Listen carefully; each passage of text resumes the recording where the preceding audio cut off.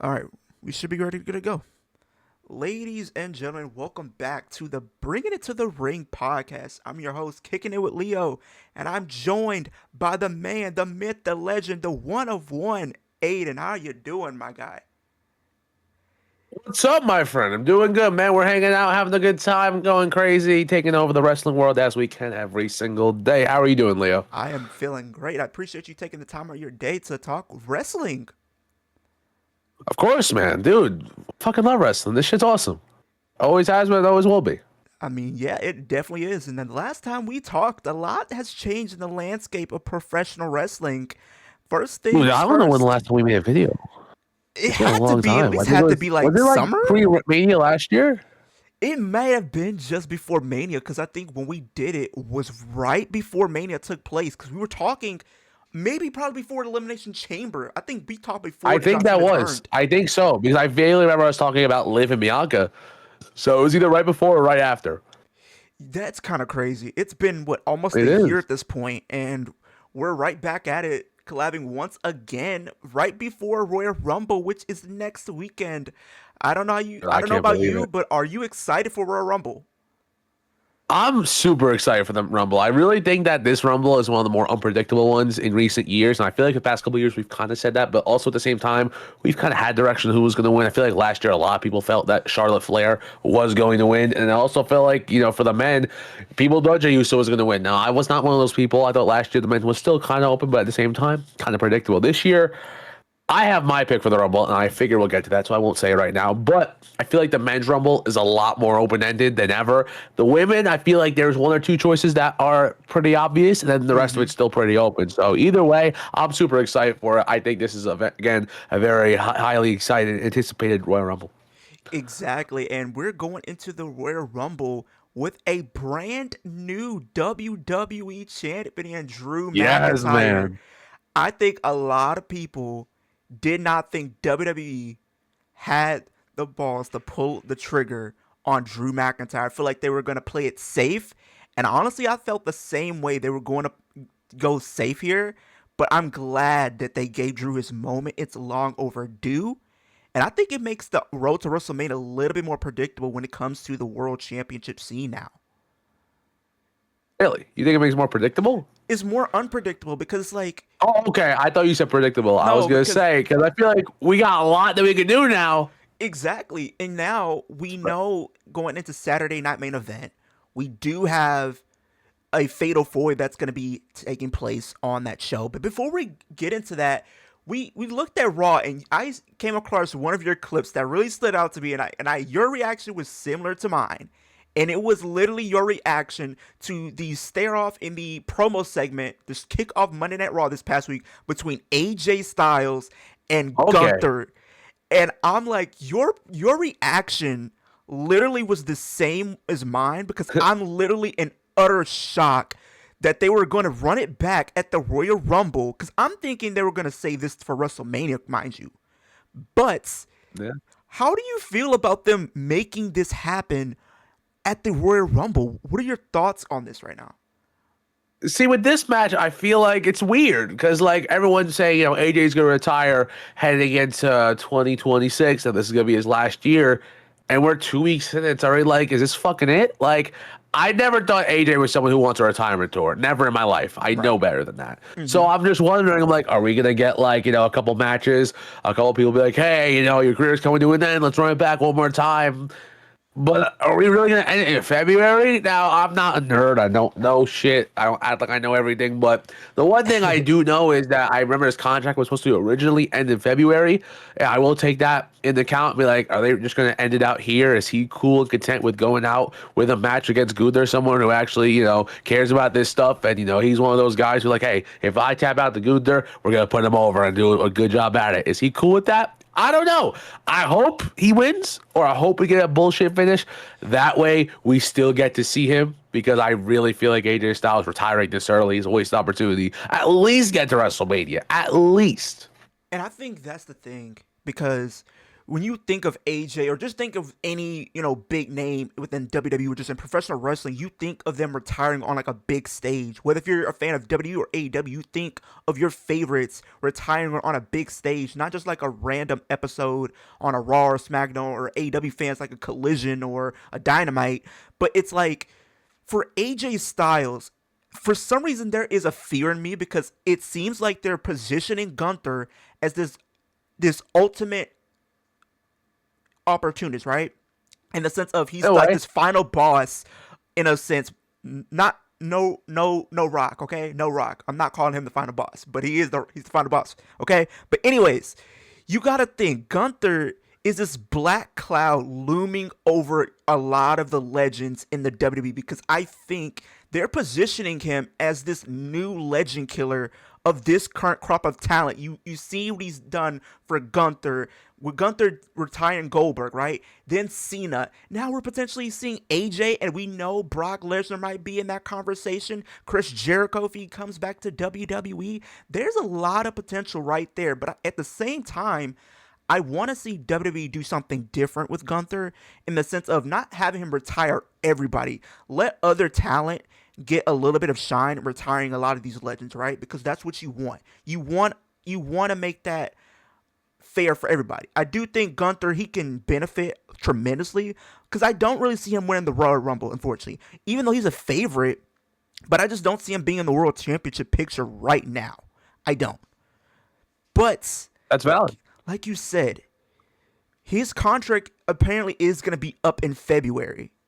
And I can see WWE having him retire at the Royal Rumble because it's a full circle moment. 10 years ago, he walked into WWE at the Royal Rumble in 2016, and he went into the Royal Rumble and everything. So to find Yep. out that he's going to be retiring at the show he debuted at, that's going to be emotional. But at the same time, I just don't see why would you have him retire this early in the game? Because I feel like there's so much more that we can do with AJ. His final WrestleMania, maybe his final SummerSlam or something. Maybe his final Royal Rumble match. I think those are some big accolades that I think WWE needs to take advantage of. His final Elimination Chamber match, him being King of the Ring. I think those are some really big opportunities that I think WWE could be missing out on. But at the same time, we don't really know because AJ, whenever he's done, he's done. And I don't see Yeah. him doing anything else unless it's like a backstage producer role because I can see him fitting in a role like that. We've seen somebody like what's his name, Bobby Roode, doing that, right? So he could do something along the lines of that. You got Abyss that's been doing that.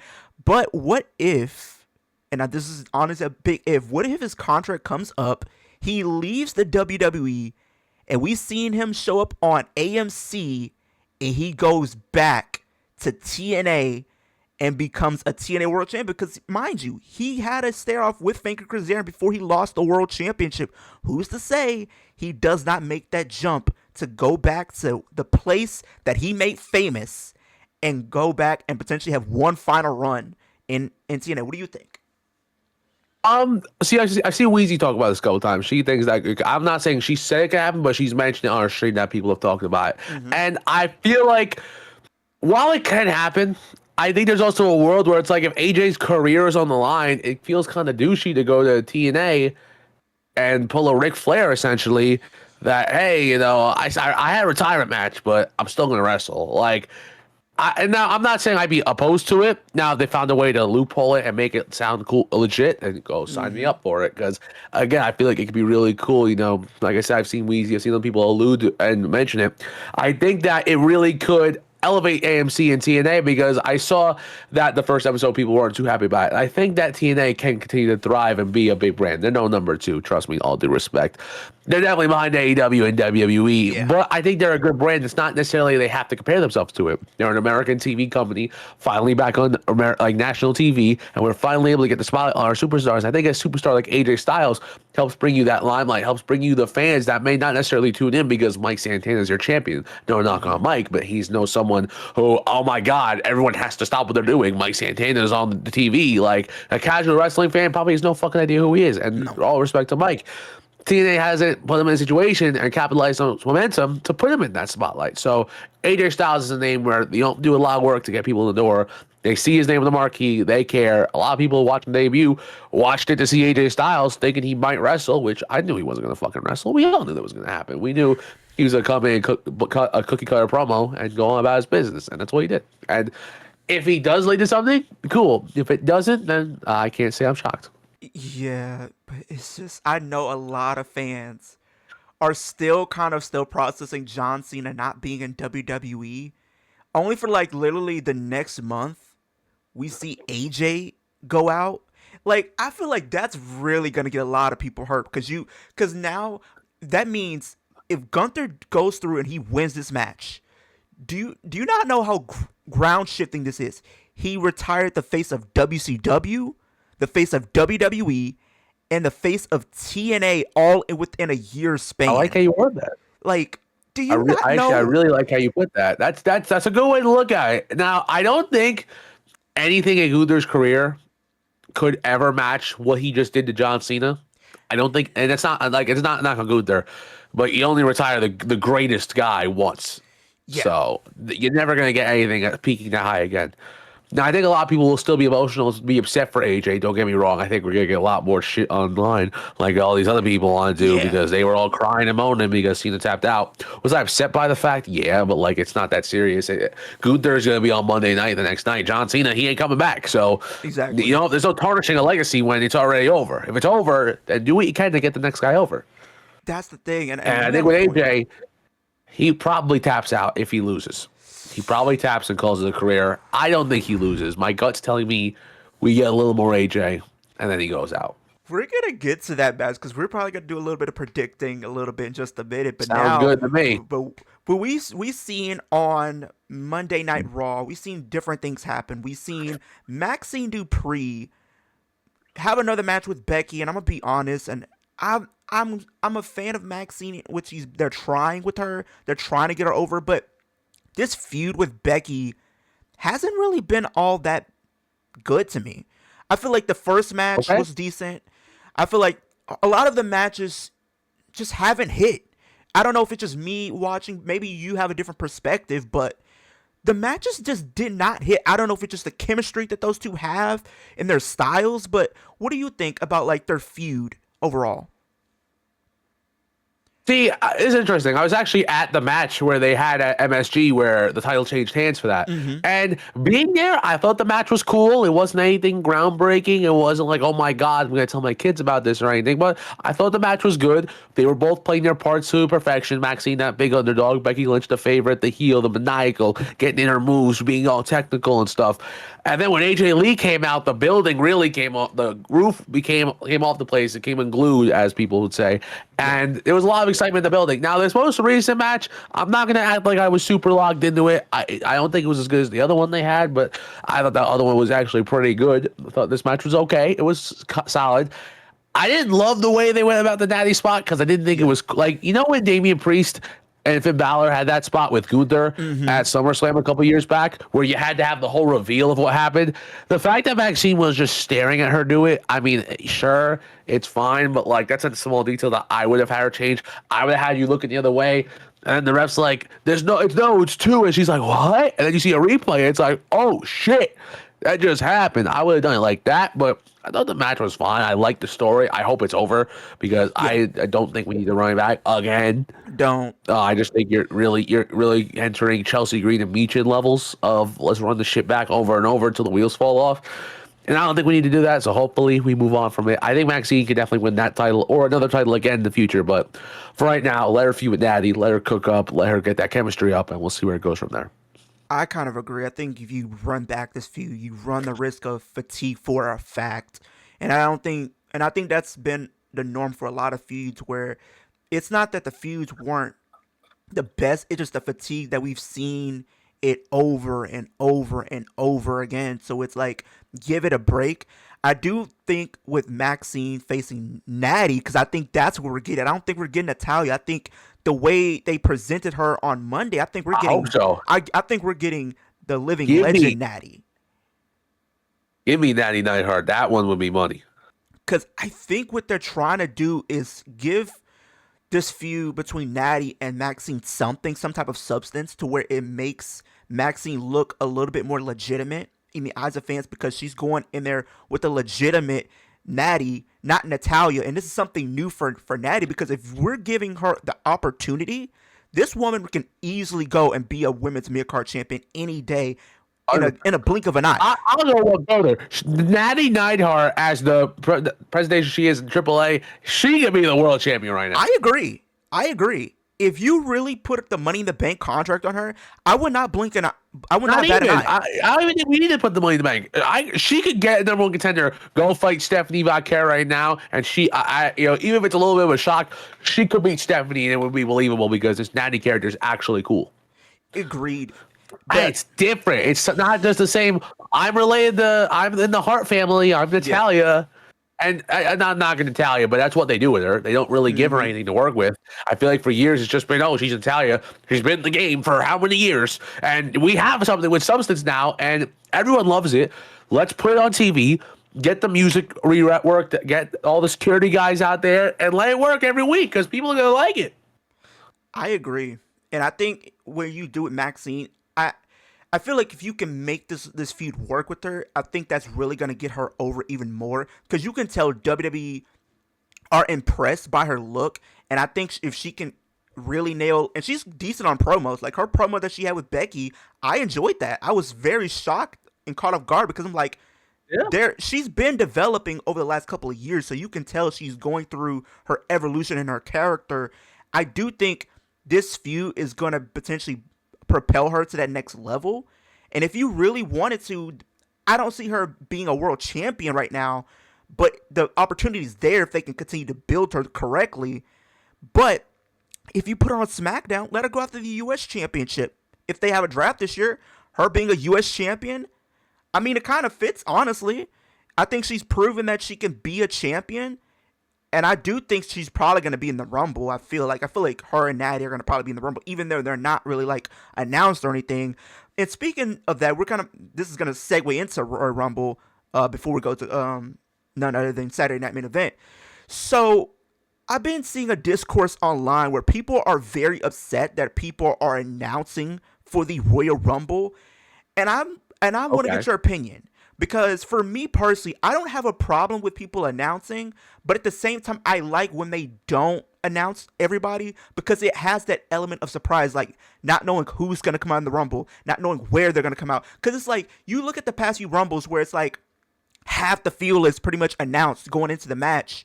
And it's like, oh, we get to number 25 and we already know one of these people that hasn't came in yet are going to come in. So you take away the element of surprise for a lot of the fans that are watching. Granted, I think Royal Rumble has always kind of been like that. I would love to see WWE kind of go back to what they used to do when they had the lottery, the spin the wheel or whatever they used to do. I used to love when they were doing that every year. I think that they should bring like the bingo thing, right? Yeah, they need to bring that back, but I don't think they are. That'd be interesting. It would, because now it's like you're allowing it to have some type of story going into it, because like these people are picking their numbers. Which, I mean, even though in the Unreal, I don't know if you watch Unreal or not, but I think they kind of brought that up. I've gotten to watch a little bit so far. This is season 2 at least. Yeah, and I'm honestly kind of hurt for two people.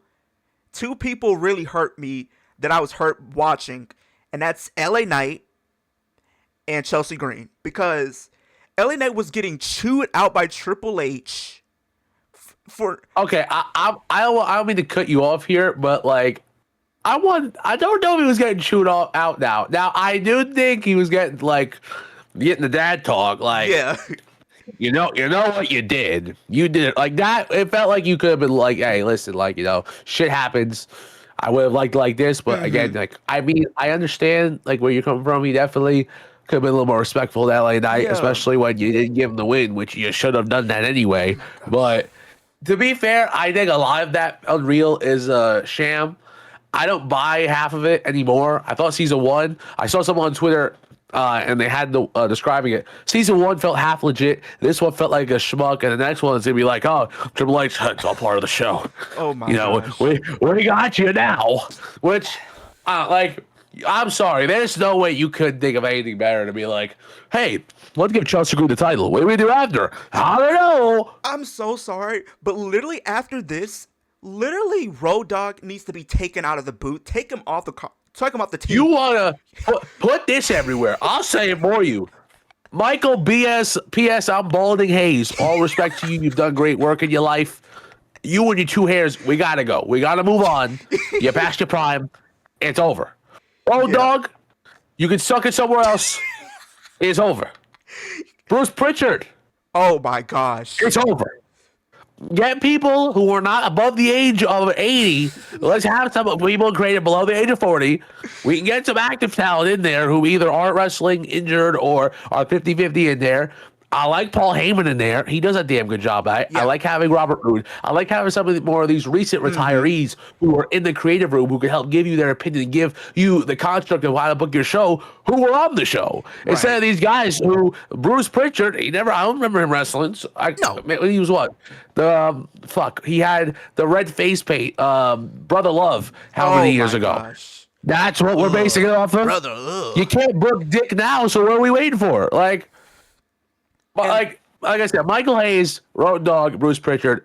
See They're ya. the main You three. did good for a They while. gotta go. It's over. Literally, they literally were the three biggest heels watching Unreal. I'm being so serious because it's Like, like if a legitimate answer of a grown man in creative booking is, what do you want to do? I don't know. Dude, I don't understand. Fuck you mean I don't know? It's your job.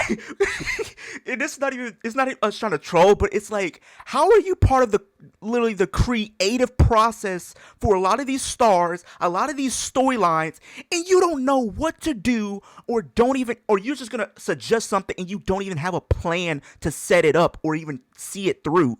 What are we talking about? What are we talking about? Hey, I'll pull Road Dogg. I don't know. Like, and I was looking at, and you see the whiteboard. You were seeing some of the matches that were going to take place. I was surprised to see Rhea Ripley and Julia is going to be. That was interesting. That was interesting because they did tease it when they first brought Julia up, and I think she was with Roxanne just for that little stint. And I assume we're talking about all the real stuff now. I also saw Rusev versus Jey Uso at SummerSlam, which thank Oh Lord, Philly, we did not get that. Because I'm sorry, I like Rusev, I like Jey Uso. I don't know what story are we telling with that match? And that's not that no hate because I like both, but like that match would have. I don't think they have. There's literally no business besides a King of the Ring where they're in the match together. That's it. There's nothing else that's like I have to see these guys in the ring.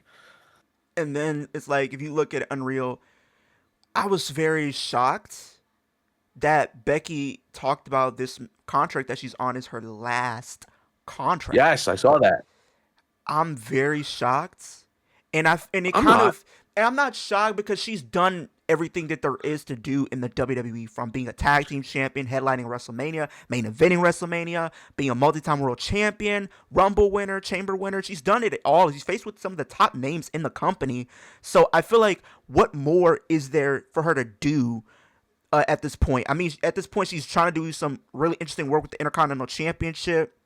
She's going to have a few with AJ Lee, presumably at WrestleMania and everything like that. So it's like after that, what more is there for her to do? Maybe have another few feuds, maybe with some new talent, maybe like a Soruka when she gets called up. It sucks because it's like I still think we're gonna get a Bailey match with her. I feel like we still can get a one-on-one, which we were supposed to get at SummerSlam, but for whatever reason, we thought, hey, let's give it to Lyra. And I've been liking Lyra, especially after seeing her stuff in Unreal. She's really grown on me the past couple months. But I still don't think that was the match that needed to happen. I feel like Bailey and Becky was right there, but I saw someone said, and I don't know where, it was a comment section, and I like the take. The problem with that match, and just knowing how WWE is booking lately, if you do Becky, Bailey had to win. That's how you were booking the story, and if you had that match, you couldn't have Becky win, so that's why they didn't do it, and I understand that. So that's why I'm like, that probably makes sense, because again, the way that story was told, it was always Becky trying to one-up Bailey, and then Bailey, if you have that match, it's to win. So yeah. I think we're eventually going to get that match in a position where Bailey's back on the rise. I feel like at the moment we're still helping put some other talents over, and I think we'll see what happens coming soon. Yeah, I agree, and I think with Becky, like we said, she's done everything. I think she has a few more years potentially in her, potentially doing some big things with some of the other women that she may has not faced yet. Some people coming up from NXT. I think there's some still potential there. Yeah. and everything Shout out like my that. brother. So we'll see. But here's another thing that kind of really Yeah. shocked me off guard: Chelsea Green and how the higher ups do not see her as a main event player. They feel her ceiling is making other people look Now, good. well, That irritated you me. ready for this one? What's up? They're fucking with you. They're trolling you. They do. I fully believe they do see her as a main eventer. They're just trying to get in your head right now. Damn, they don't see her as a main eventer. Screw this. We want Chelsea Green. You know And they're what they're trying. That's trying what they to do want. is act like they're behind people getting behind Chelsea Green, which is not true. People love Chelsea Green. I am one of those people. I know many people who love Chelsea Green. I Shout out love my Chelsea friend Green. Ray. She loves Chelsea Green. And like she's getting over. And now they're gonna be like, well, we were in Unreal. We saw this before you. So we tried to put this out in the world and say, hey, we don't see her as a main eventer. And then guess what happens? When she becomes a main eventer, they're like, oh my God, they're It's all part of listening the to story. us. They're doing what we want. They're fucking with you. That's all they're It's doing. reality TV. That's what Unreal is going to be. If anyone, I'm going to see videos and comments like, oh, I know what I'm talking about. I watched Unreal. And you know what that is? No, you didn't. You don't know shit. Because Unreal's fake. Just like you want to say WWE's fake. No, Unreal is bull. Half of it's I agree. bullshit. Half of it's already what's happening and you're just publicizing it. There's maybe 30% of it that's legit and like I believe it. Like I see those interactions at ringside are the most legit parts of the show. Anything in the interview aspect, bullshit. There's no way.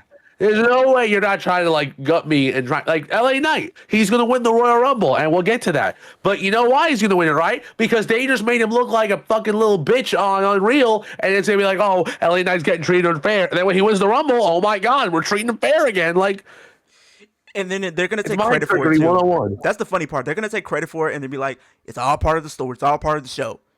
There you go. What are you talking about? Weren't Triple H was the first person? Was it 2023? He said, "Good things come to those who wait." 3 years later, he went into his third Money in the Bank and still didn't win. I still For still what? cannot believe. For what? For what reason? And he gets left off. It's funny we brought this up, and I know a lot of the LNA fans will agree with us. I know some are gonna agree with us because here's why. Why did they leave him out of Survivor Series? He was part of the Vision storyline for the most of 2025, and you snubbed him. What are we doing? Now, I was upset that he wasn't part of it. Shout out Brie, LA Night Girl. I know she was upset, and she's not been liking his booking lately, which I get because, again, he has been on the show. Hey, I stamped that. From my mindset, listen, if he doesn't win the Rumble, then I feel like the past 6 months to even a year has been a waste. Yeah. If he wins the Rumble, I feel like they're trying to, like, halt his momentum, which you're already way past the peak of it, so I don't know what the hell you're doing now. But you're trying to make us forget, and then when you see him, you get this whole little dopamine hit, like, oh, it's LA Knight, he might win, and then he wins. It's like, oh my God, LA Knight's winning the Rumble, and I hope he wins. I assume we're gonna get to that momentarily, but We are. Because there's a lot.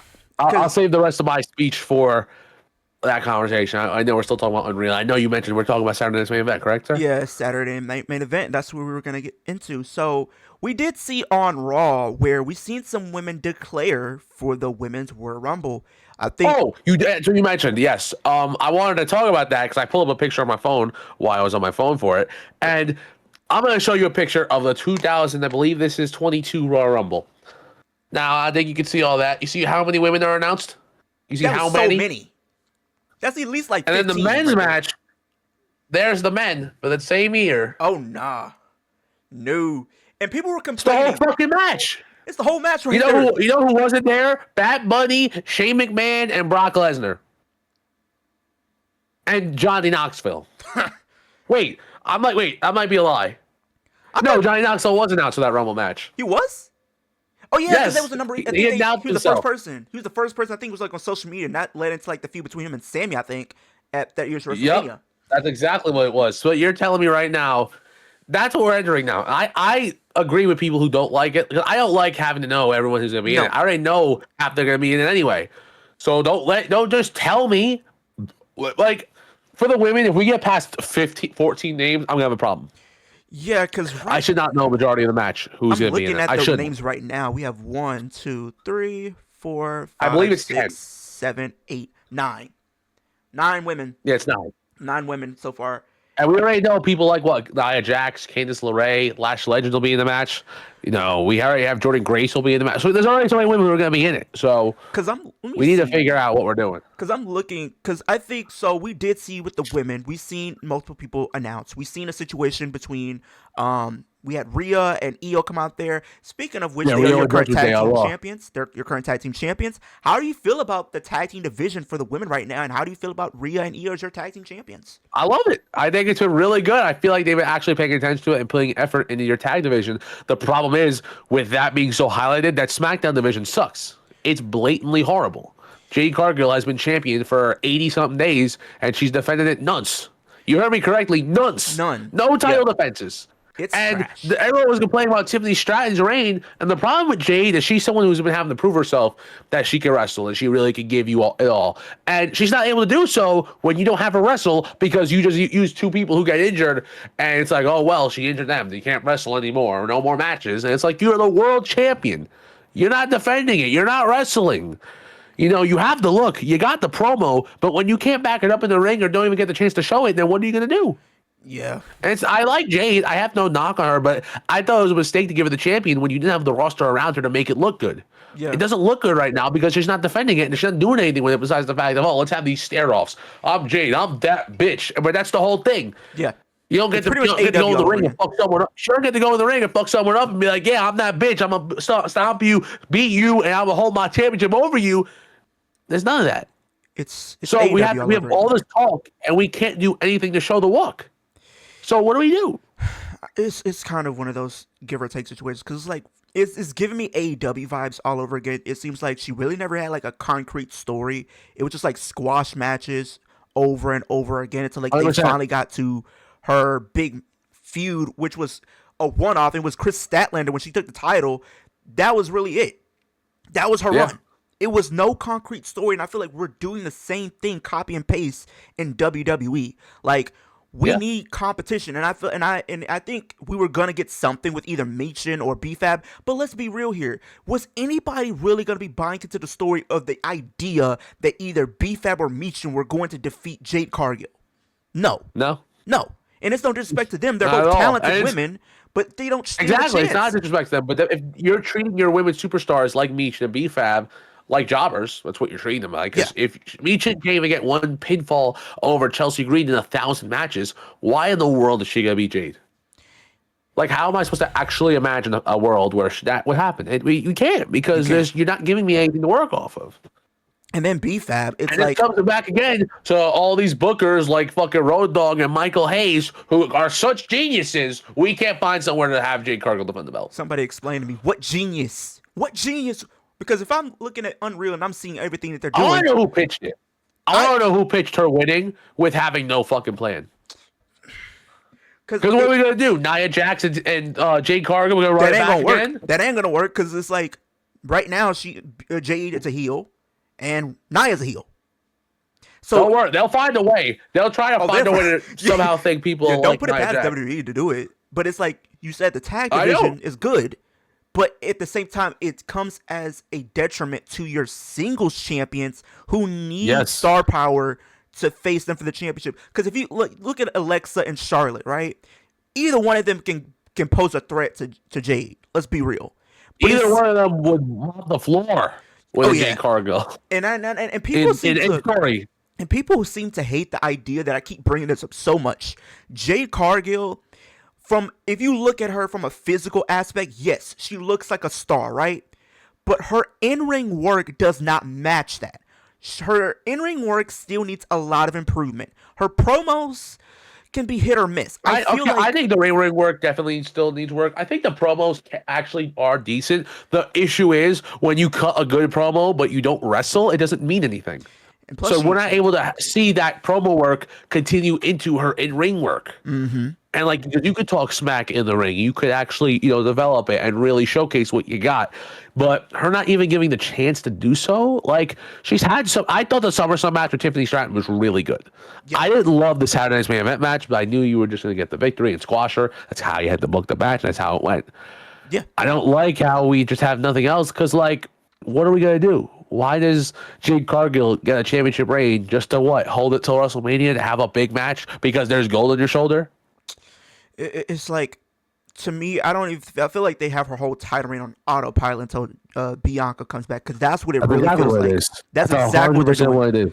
and it's like, and we'll talk about the Rumble in just a second, and we'll get to our winners and what we think is gonna happen. But I do like the fact that the women's tag teams are getting a lot of shine. I honestly would go to the extent that the women's division was one of the bright spots for WWE in 2025, because WWE in 2025 was lackluster.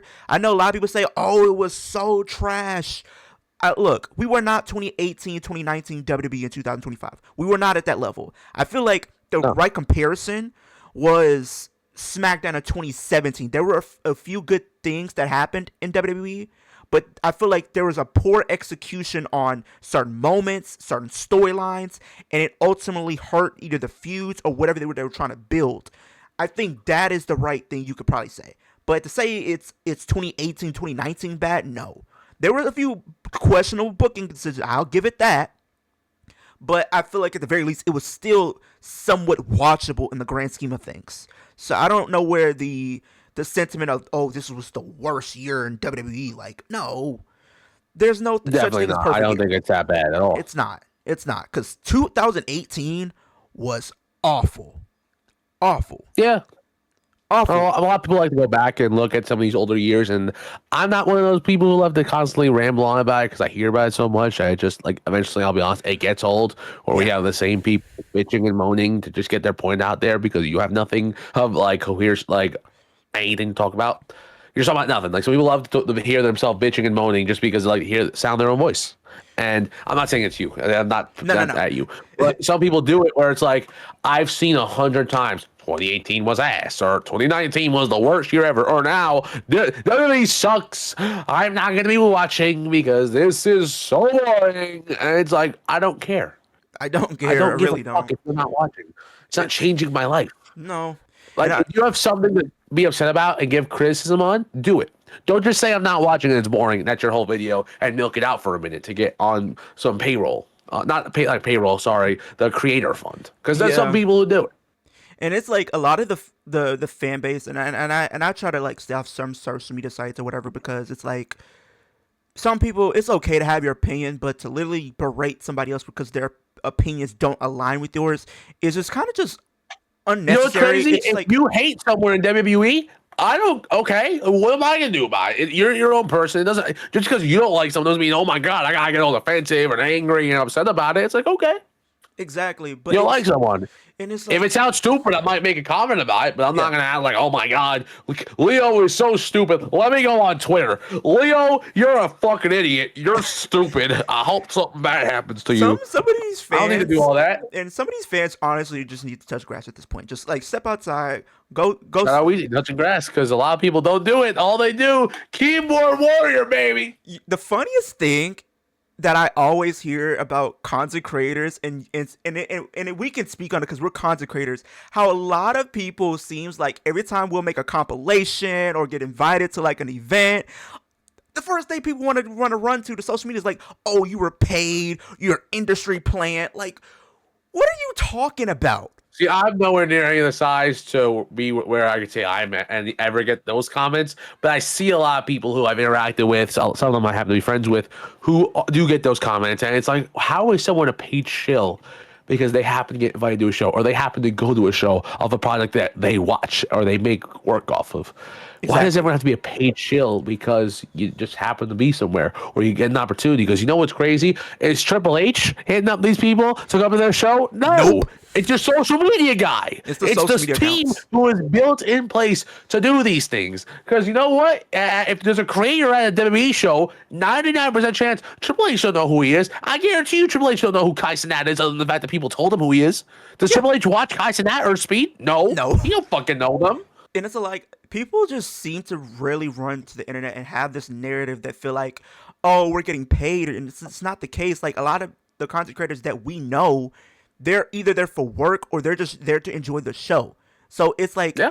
they're not getting paid because, like you said, it's the social media and marketing teams that pretty much, you know, reach out to these creators to be a part of their show, but they're not Like paying I them. was watching Wheezy and Minnie's podcast where they were talking about it. They were like, a lot of people in TNA. I don't want to take all their words what they said. They were saying, they were being positively encouraged to give criticism or just open their Mm-hmm. opinions and give it. They weren't there to just be like, oh, we're paying you or that, because that's not what it is. It's, No. again, people who make stuff off of this. We want to invite you to our show. We want to hear what you have to say. I think, for WWE, they don't give a fuck. A Nope. company like TNA, I think it's so cool. They invited all those creators and we got to see them on the broadcast. Getting a cool shout out for the people who help make wrestling so much fun to watch. Because at the end of the Mm-hmm. day, all creators help make this what it is. I mean, they play an important role in professional wrestling because when I see someone making a reaction video, it's like, damn, like they watch the same thing I do. They have the same reactions I do. They Mm-hmm. care as much as I do. And being able to relate and watch these compilations. And I'll sit there on my phone on TikTok at night, 2 o'clock in the morning, scrolling through to see how other people react to the show because it's all fun. And I feel like Exactly. being able to see them spotlighted. We had, I believe it was what, Brent, Wheezy, Minnie, we had Mini. Nate, Command, Queen of the Mm-hmm. Ring. This guy named Dick. I promise you, I don't know who the guy is. All respect to him. The creator's name was Dick. I saw in my comment section. Sending all those creators, and you have BDE, who's a TNA talent. That's Yeah. so cool, bro. That is so Like, are amazing, we man. Shout out serious? BDE. Shout out to all the Literally, content that's the creators that were there. dream. I think anyone who makes wrestling content will be a liar to say they would not enjoy being a goddamn wrestler if their body and mind allowed it to. Yeah. And like you said, That's like cool. And I it's love seeing creators amazing. get put into a nice spotlight. And I hope they continue to be able to do so because a Exactly. lot of them deserve it. I feel like a lot of creators get some slack, especially when they don't, especially the women. The women get a lot of slack, Yeah, I don't know I'm, what it I'm great friends is. with Brie. She's one of my best friends, and she gets a lot of slack on the internet too. And it's like, why? You jealous of a girl because you're enjoying wrestling because you're a grown sweaty man in your basement who your mother doesn't love you and you got some problems with it? And You it's got like, some ego problems in check that we need to work on, buddy, because that's what yeah. some people need to do. And watch if someone sees the wrong person sees this, they're gonna be like, "Oh my god, he's a simp. He's trying to get some from the women." It's like, no, I'm a human No. being who is not an asshole who can have feelings and can understand that there's no reason to be mean to other creators and women on the internet because they don't agree with you or they just happen to Yeah. go about things different to you or they just happen to exist because that's what a lot of people do. A lot Yeah. of people who get hate just exist. So. Honestly, that's the sad part about it. And, and like first of all, shout out to all those creators that were actually there in attendance at TNA AMC. And shout Keep out to doing your creators who thing. aren't there. Because Yeah. there's so many people who create content. I could go on and on. I have great friends. I have like more wrestling, Felix. We have Liz, Lizzie on the ropes.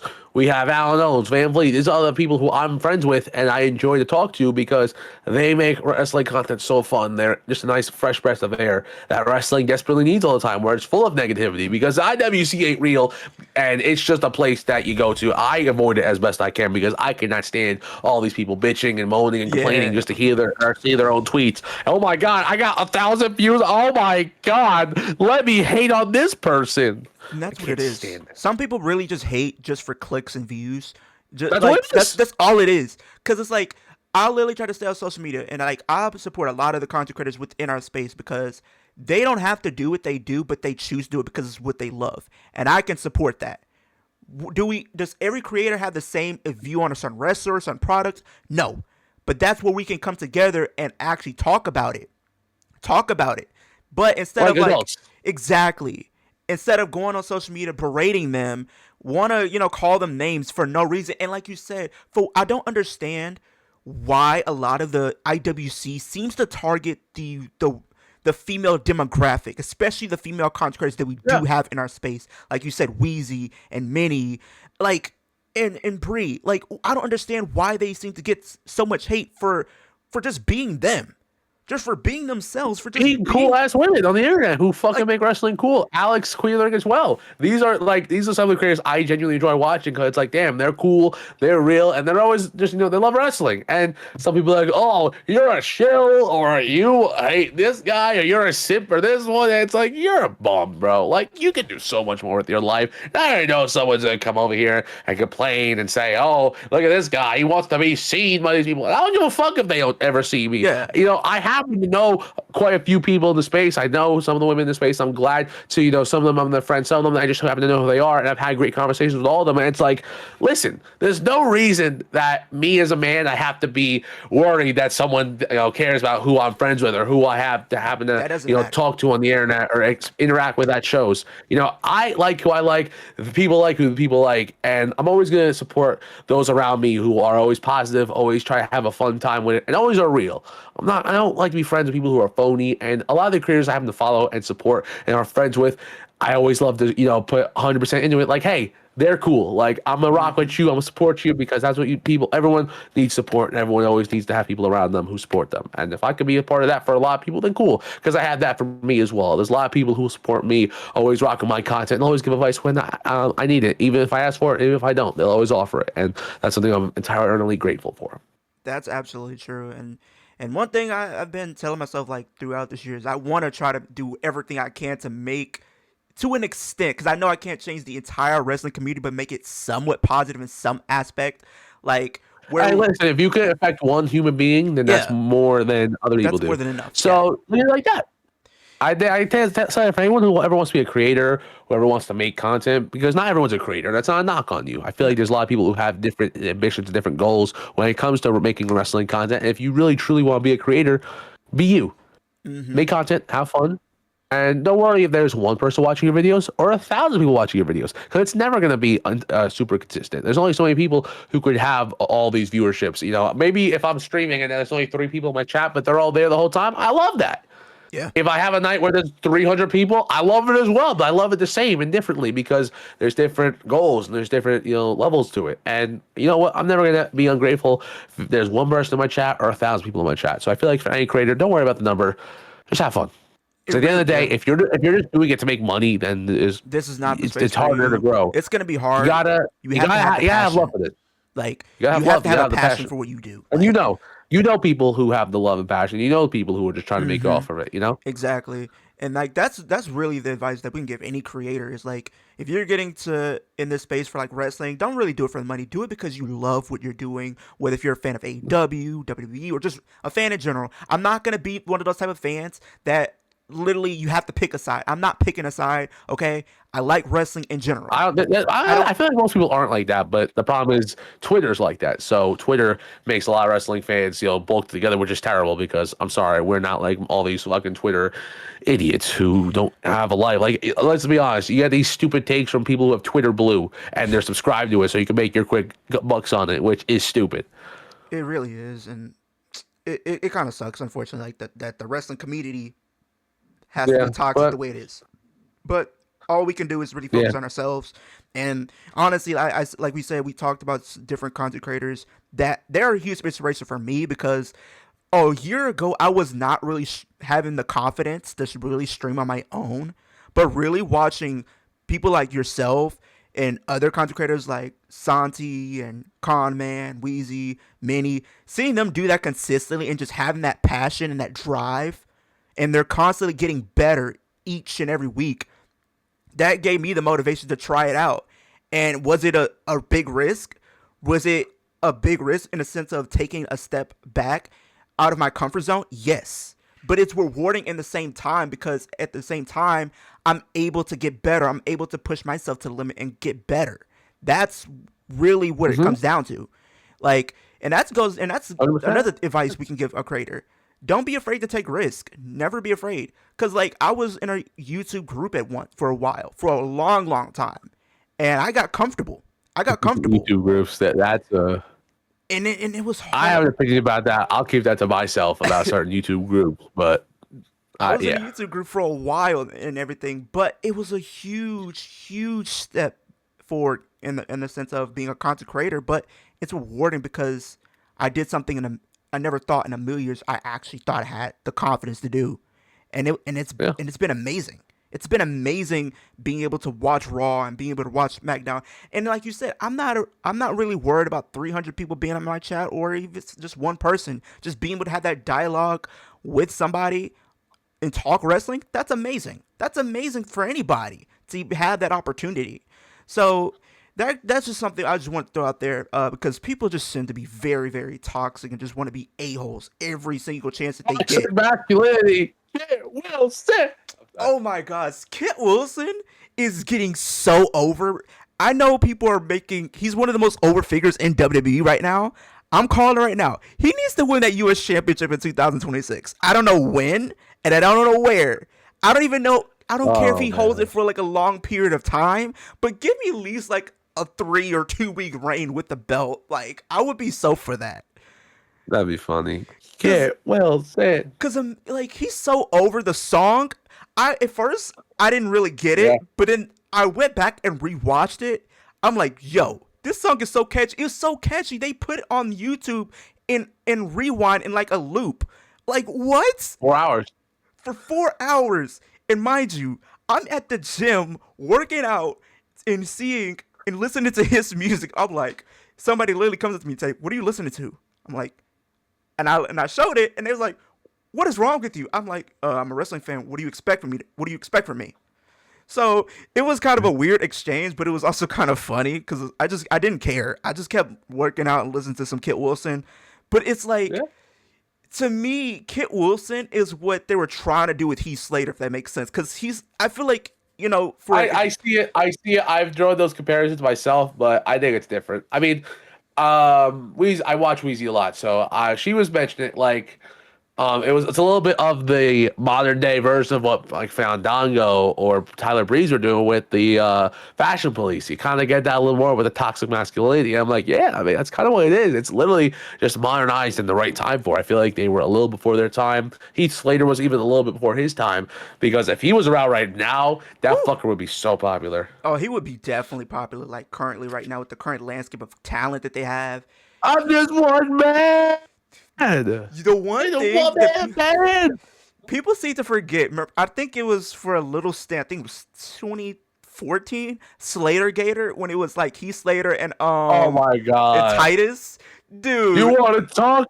Now what they talking about? I was like, that song was so catchy. I'm like, okay, how are they not putting the tag titles on these two? Like, they were so over right at that point at the time. Like, Oh, offensive man, I don't give a shit about the tag titles. he did not care about tag team division and everything like that. So He it's didn't give a kind the of Intercontinental title, the tag titles, the they didn't U.S. make title. Mania. He didn't give a fuck. They didn't make Mania. If you remember WrestleMania 38, the US title and IC title, I don't think even made the WrestleMania card at all. That's sad. Nope. That's And sad. the next year, they were both on. Yeah, man. There's no reason Championship Gold can't make WrestleMania. There's none. But what about the US title for the women? Because I feel like a lot of people that to me. See, those I feel like eventually just might miss the cut if. Like I can't be outlandish and say we're gonna get 8 women's matches at WrestleMania. Should No. we? Could we? 1,000%. Will we? Probably not. No, they're gonna. I save think some we of should at those. least be able to get 6. They're gonna So save some of those. hypothetically, we'll have 2 world titles, the tag titles, and One I feel mid-card. like we can find a way now to get both of those mid card titles in there. Because you're gonna have one mid card at the very least, and I feel like the women's intercontinental is gonna probably be on Definitely there. Becky's. I don't know if the U.S. title makes it unless it's a bulk match, which I'm cool with. Yeah, If it's a ladder match, because I feel And like I'll that kinda there's like- still spots for that. and I have like an idea of what that's gonna lead to. And I have an idea in my mind what that Trust me. could be, because we did see, with the women's tag team. To get back on topic, it's pretty much with the women's tag team. We seen Io and Rhea come out there. They're pretty much saying when will Judgment Day understand when it comes to us, to them and us, we're always on top. And then they also declared for the Royal Rumble, which I kind of figure like, okay, it's Rhea and Io. Why wouldn't they be in the Royal Rumble? So it's like, it would be a very people would want to have a conversation with WWE if they left those two out of the Royal Rumble. But you have them, Yeah. they're pretty much talking. They get cut off by Liv and Roxanne. Those two will be competing at Saturday Night Main Event this Saturday. And I forgot for a split second until we brought it up that Saturday Night Main Event is this Saturday right before the Royal Rumble. Yep. And they're going to be competing Just for like the tag last year. titles. Unfortunately, I feel like that's why Just like sometimes the road to Royal Rumble doesn't feel the way it should, because you have that gap right before Royal Rumble and that stop before. So I feel like you kind of have to build Saturday Night Main Event, and then Royal Rumble as well. But Yeah. Liv Morgan came out there and she's like, I'm going to get back the title that I never lost, which she has a legit point there because she got Yeah. injured. She was champion. She never lost them. But she also spread a little bit of seeds before we could be seen in the future because she told EO, Rhea's going to turn on you. She does that to everybody in her life. How would I know? She did it to me. And Rhea's just trying to console her, like saying, no, I would never do that. And some people make the comparisons, like Liv is just that toxic ex that can't get over her ex-girlfriend or ex-boyfriend. I'm like, okay. That's kind of way it felt in a moment because, like, Rhea has moved on. She has a new love interest, quote unquote. Liv it. I mean, that's the way to picture it. That's the kind of way to picture it. But like, That's how you're saying it, sir. But I think I mean, just saying. But it's like, granted, I do think at Saturday Night Main Event, I do think the match is going to be good. You have 4 good workers in there that are going to kill it. there's no if that match sucks, then someone's injured because like that match is gonna be funny. I'm telling you right now. I'd even argue that shit should main event the show. I'd argue it should main event. You think it should main event? That's interesting. Yeah. Over the Fatal 4-Way? You think it's going to main event over the Fatal 4-Way, though? Have the 4-way open it, have the women out close it. I feel like they could, but I feel like with Sammy being in Montreal, I do think they probably would want to have. I forgot about that. Okay. Because they're probably going to want that to open. That would be the reason why. I forgot about that. Because if anybody else was in that spot outside of Sammy, then I could see it probably opening the show. But since Sammy's from Montreal and everything, I feel like that's going to close. Then I think the opening match probably would be the tag titles and everything like that. Yeah, that makes sense. Okay. Because I do think we did see something planted because we seen Roxanne say we're all going to declare for the Royal Rumble. Her, Liv, and Raquel, which we know Raquel is going to have an opportunity at the World Championship whenever Stephanie Vaquer comes back. And I honestly think she might come back at Saturday Night Main Event. I actually think there's a possibility we could see that happening. And since we're talking about Saturday Night Main Event, we'll open up with the first match, which is the tag title match. Who do you think is winning? Rio. I think Rio's honestly gonna hold I see Rio retaining. I see Rio retaining, which I think this story leads itself into the Rumble. I know we still have a decent bit to talk about, so I'm not going to go in depth on it. We don't really need to. I don't think, at least for me, I know Rio's going to win. I think the match is going to be good. We're going to have some callbacks to the Liv story, and then we move on. Yeah, and then I think also the go home math pretty much told you that Judgment Day are not winning because they literally stood tall. Yeah, and everything. So I don't think. I think the match is going to be good. I think we have the opportunity to potentially plant seeds, maybe within some dissension within the Judgment Day, because we did see Liv, pretty much say something to Roxanne. She says, I didn't really like you at first. You were sneaky or whatever, but now you're my prodigy, and we're gonna be friends. A lot of people are saying that Liv is plotting, and I honestly agree. I think Liv, since she's came back, she seems like she's been taking a little bit of a backseat to both Roxanne and Raquel. And because you see, when she first came back, she automatically had a stare off with Stephanie, who was the Women's World Champion. I think that might be potentially end goal there. But then, and she also had her give the tag title to Roxanne and Raquel. She's standing in the middle to end the show, right? She says, we're going to get back on top. We're going to be dominant again. We're going to become champions again. But then I also think she's plotting, and this is all part of her story. And we'll talk about that because we're going to see some stories being, told throughout the Royal Rumble match besides whoever wins and all that type of stuff. So I think we are going to see Rhea and ER going to retain because I feel like they're going to carry those titles into WrestleMania. I think it'll be very shocking to see them lose this earlier in that reign because I feel like there are plenty of teams that they could potentially have a match against. Like we've seen Nia and Lash, who I think have a win over Rhea and EO, if I'm not mistaken. So they honestly have a legit gripe to go after those tag titles. And I feel like if they're going after the tag titles, it should be a babyface that is the current champions. So I think that's going to happen. We also have Cody Rhodes and Jacob Fatu playing off the steel cage. A lot of people wondering, Is Cody Rhodes the one that attacked Jacob Fatu? Could have been Randy Orton. Could have been just Drew McIntyre. I feel like Drew would have been the more obvious pick, of course.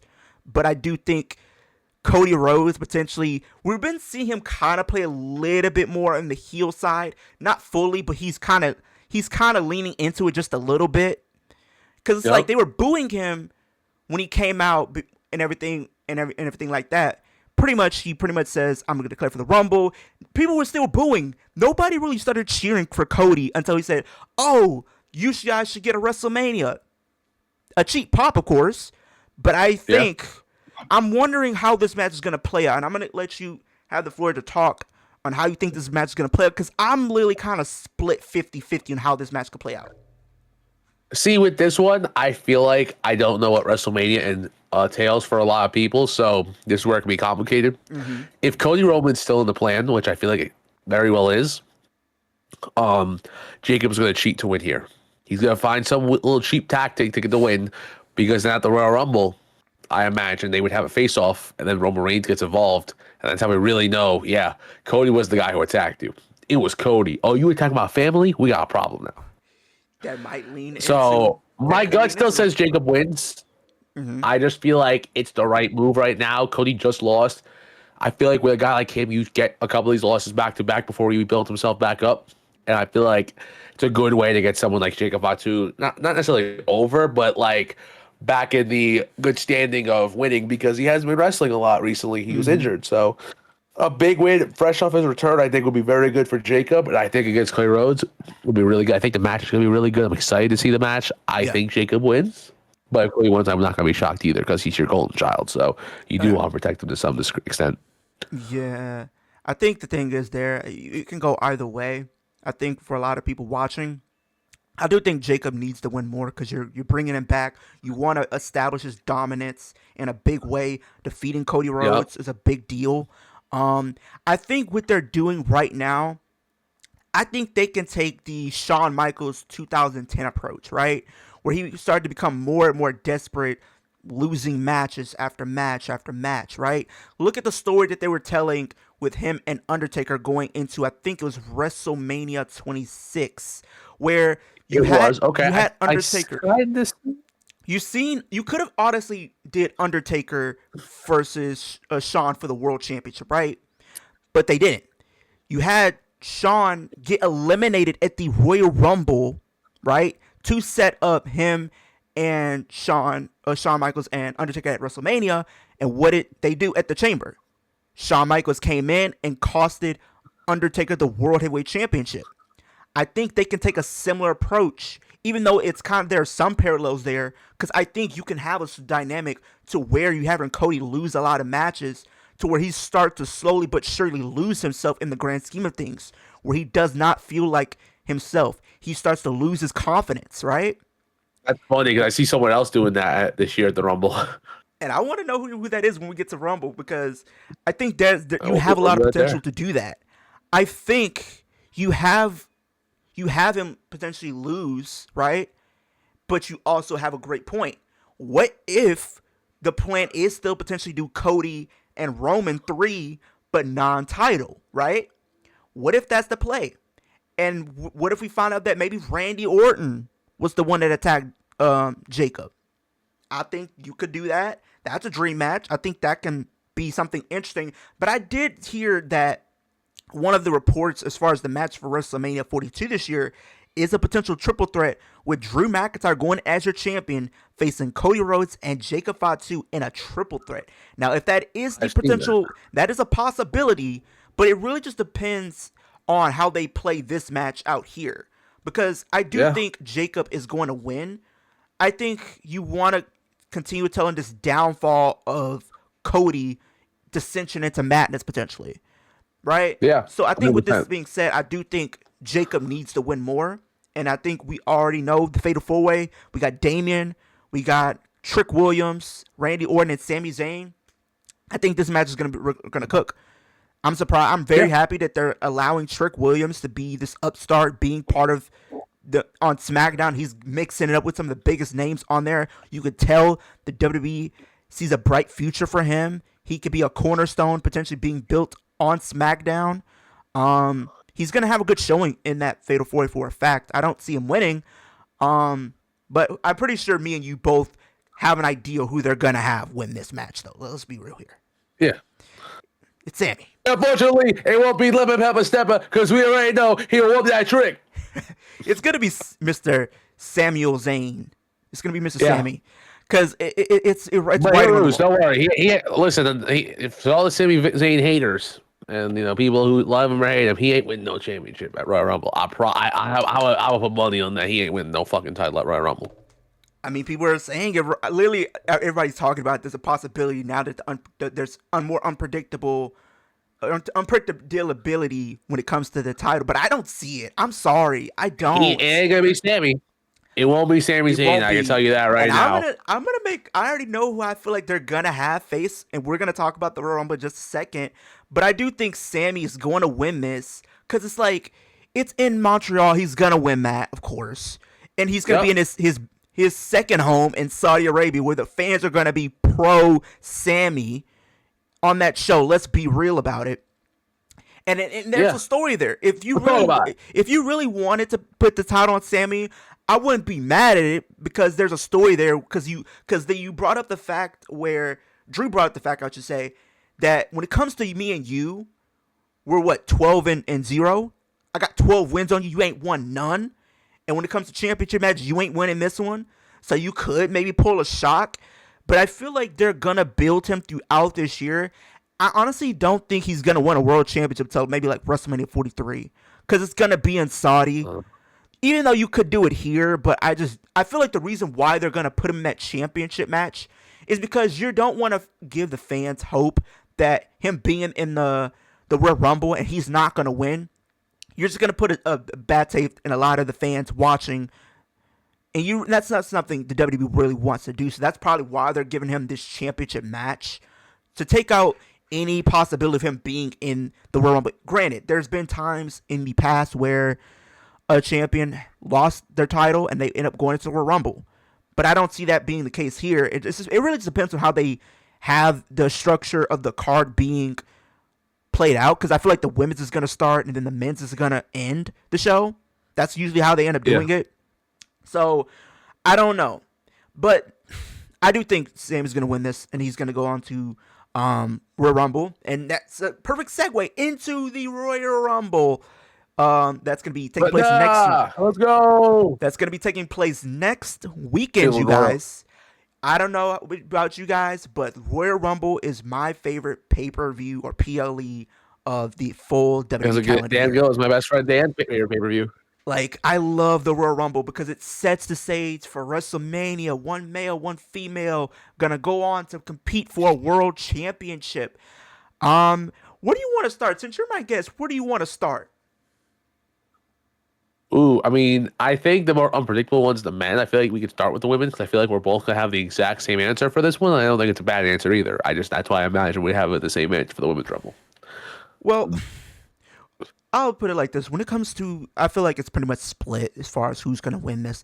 I feel like the main three, there's only three names that I feel like. Three? I have three names that potentially could win this. Okay, I thought you were gonna have one with our past conversations. It is gonna be that person. We'll get to her in a second. But I think the three names is either Liv, Bianca, or Tiffany.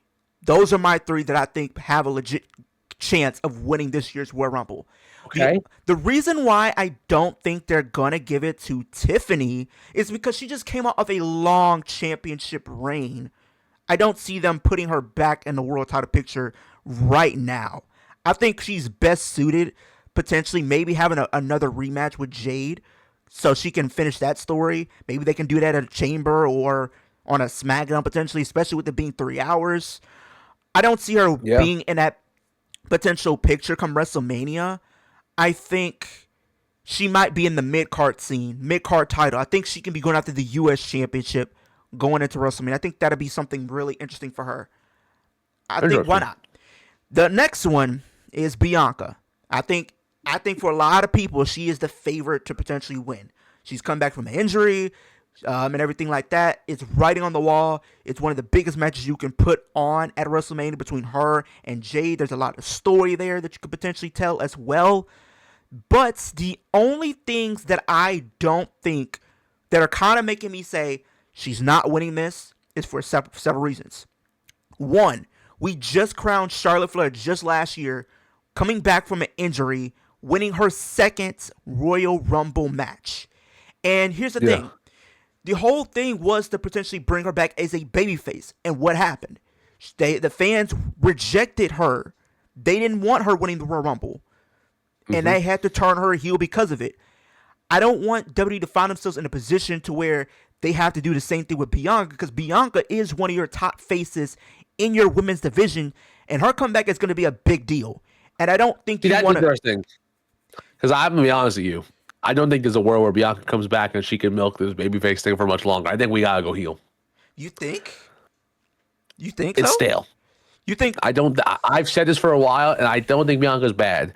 But the fact is, you've been saying the same shit for years. The greatest, the fastest, the strongest, the quickest, the strongest, the bestest. Like, and the fact that you can't spell WrestleMania without EST. That's it. That's it. There's nothing there. She's a great wrestler. Yeah. But her promo is best suited for a heel. And I feel like the problem with now, I feel like if she comes back now, we'll get that baby face with her and Jade. I think she's still hurt. I almost hope she doesn't come back until closer to Mania, where Jade maybe has her own story where Bianca can do something different. Because I don't want to see Bianca with Jade, personally. You don't want to see Bianca with Jade? I really just, it doesn't intrigue me. I feel like I'd rather see both women do other things. I'd much rather see Bianca go heel, maybe face Rhea at Mania one-on-one. That's a possibility. I feel like I'd be more down for that. That is a possibility. But that's also a match where I could see them waiting to do it at the main event of WrestleMania, because those are two women where you could do it. And here's another thing, and this is a fun fact for all you people who love the Royal Rumble. All the women's Royal Rumble winners have pretty much went after the SmackDown Women's Championship. You look at Asuka in 2018. She went after Charlotte, SmackDown Women's Champion. When Becky won, even though she went after the Raw title technically, but the SmackDown Women's Championship was kind of, featured as well, so it was kind of 50-50. Charlotte winning, she went after the NXT Women's title. You had Bianca go after the SmackDown Women's title, Ronda Rousey SmackDown title, Rhea SmackDown title, Bayley SmackDown title, Charlotte last year's SmackDown title. Nobody has really concrete went with the Raw title. And it's like, I feel like WWE is going to find themselves in a position where they're going to change that. And here's another thing. If they give Bianca the win, in a lot of fans' eyes, and you might, and I don't know, and I want to get your opinions on this too. If they give her the win, it's going to come off as stat padding. It's going to come off as stat padding because you literally just copy and paste what you did with Charlotte. And on Charlotte, she was gone longer. She would have been gone longer than Bianca. And pretty much Charlotte came back, won the Rumble from injury. You do that, you do the same thing, it's copy and paste, and it's going to be stat padding. Because that's literally what you're doing. I much rather see Bianca come back. Don't get it twisted. I love Bianca. She's one of my favorites. But at the very same time, we got to call a spade a spade. There's other ways you can get to her winning the championship if that's the plan, rather than her just to easily come back, win the Rumble. Why not have a story? Here's what I think they should do. 100%. Why not? What is something they haven't done in the Chamber in a while? Have somebody defend the championship inside the Elimination Chamber. Who's to say that Elimination Chamber this year? Because what is something that Jay Cargill's been saying so many times? I want competition. I want somebody that's worthy enough to step up against me, right? I want the best, right? Well, here's what you do. Chamber comes around, right? Who does she defend against? She defends it in the Chamber against Bianca, for one. So it's Bianca, Jade, Tiffany, Alexa, Charlotte, Jordan. That is 6 big names right there you can have her work with going into the Chamber. And if you really want to tell that narrative that they want to do this match between Jade and Bianca, have them be the final two, right? Have them both be dominant, right? And there's a lot of history with Bianca in the chamber based off what happened last year at last year's chamber. Jade Cargill came back. We start to see the attacker be revealed. It turned to being Naomi. Naomi got attacked in the chamber. Bianca sitting in the pot having to watch everything unfold before her eyes. That will be a full circle moment coming back around this year, if you want to be honest. And then you play off of that in the chamber match itself. And then you have maybe Jade retain by doing some type of shenanigans, and you can create sympathy for Bianca going after the championship than rather her come back having the instant gratification and everything like that. So that leads into who I think should win, who I want to win, who deserves to win. It's Liv Morgan. I'm sorry. Liv Morgan is the person that I think is winning this year's Royal Rumble. I really do. I think from a story perspective, with everything that's happened with Stephanie and Raquel, I think that's going to be happening as well. Because think about it. Liv winning the Royal Rumble, right, is going to make that match even more unpredictable. Because for the simple fact, when we have Stephanie and Raquel face for that championship, having that looming threat of Liv Morgan, who hasn't chosen her champion that she's facing at WrestleMania, that's going to cause even more tension within the Judgment Day, because now Raquel's gonna look at it like, if I win the championship, are you gonna choose me? And she's gonna play it like, no, I would never choose you. No, I would never do that. I'm gonna choose Jade. And here's a parallel. I think sorry, I mean, before she does that, I want to lose the thought. She'll be like, I would never choose you. You got the Liv laugh down. People have been telling me I need to get that soundbite, and I need to. Anyways, so I think she will be in that Royal Rumble, and I think she has to win it this year. I feel like it's in Saudi, and she's one of the most loved, figures in Saudi Arabia every time that they go over there. How ironic is it that her biggest moments seem to happen in Saudi Arabia, believe it or not? Her winning the Women's World Championship against Becky in Saudi, the Crown Jewel Championship in Saudi. Title. Like, come on, bro. Like, it's there. And also the fact that going into this Royal Rumble, she would have competed in every single Royal Rumble match. Every single one. And then on top of that, you also finished the story, no pun intended, of her being runner-up a couple times. Why not? She was runner-up last year, 2024, 2023. She was runner-up. And here's another thing. And I'm gonna throw this question to you. And this might get your creative juices flowing just a little bit, because I'm going to throw some questions to you as far as the Royal Rumble go. We're probably going to do this for both the women's and the men's. So the first question I'm going to throw to you is, who is going to be your Iron Woman in this match? Who do you think has a great case to last a long time? I already have one for you. Okay, Kendall Gray. Kendall Gray. Oh, you know what's crazy? I was literally going back and forth between Kendall Gray or Sol Ruca, because both of those women could work. They can work. I think Sol's already made her name and made her place. I think Kendall Gray, someone who could use that Iron Woman spot to her advantage. She is so fucking good. She's already super talented. I said this yesterday on stream, and it wasn't a knock at the other wrestler, but like, she's so young and she's already more talented than quite a few women on the main roster. She already has the love more than some women on the roster, and it's like, listen. Give her the damn shot. Let her go in the Rumble. Have that. There's no reason she's not in WrestleMania. There's not. Get her in that U.S. title ladder match. I'm so serious. Let her cook. I think this is her time to shine. And I not saying I ain't get the juices flowing on this one, but I already had her in my mind as someone being the Iron Woman. I feel like it's the perfect one. I mean, shit. Who else is going to use it as well as her?